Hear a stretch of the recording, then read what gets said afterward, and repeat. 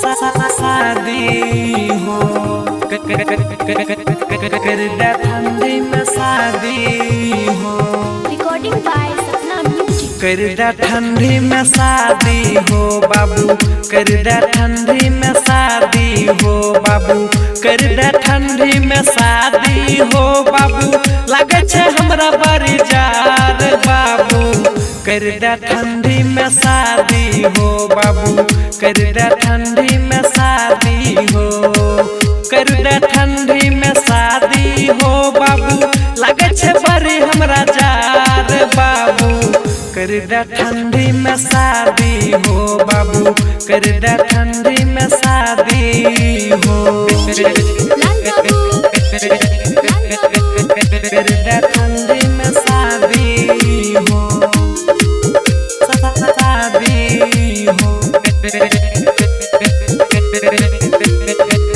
कर दे ठंडी में शादी हो। रात के रोजे हमें थर थर करे छी, केतनो राजाई और कमल ओढ़े छी। रात के रोजे हमें थर थर करे छी, रात के रोजे हमें थर थर करे छी। होई न छै बर्दाश्त बाबू, कर दे ठंडी में शादी हो बाबू, कर दे ठंडी में शादी हो। कर दे ठंडी में शादी हो,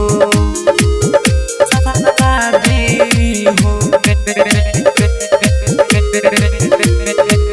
कर दे ठंडी में शादी हो। पढ़े लिखे में हमरा मन नहीं लागे छो, मन नहीं लागे छो। कनिया के बिना हमरा कुछ नहीं सूझे छो। पढ़े लिखे में हमरा मन नहीं लागे छो, कनिया के बिना हमरा कुछ नहीं सूझे छो। लगाबो जल्दी जोगार बाबू, कर दे ठंडी में शादी हो बाबू, कर दे ठंडी में शादी हो।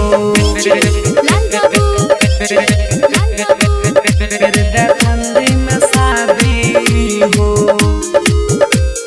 शादी हो। कर दे ठंडी में शादी हो। घर में जब हमर कन्या होइते, कन्या होइते, सुबह शाम हमर गोरे दबैते।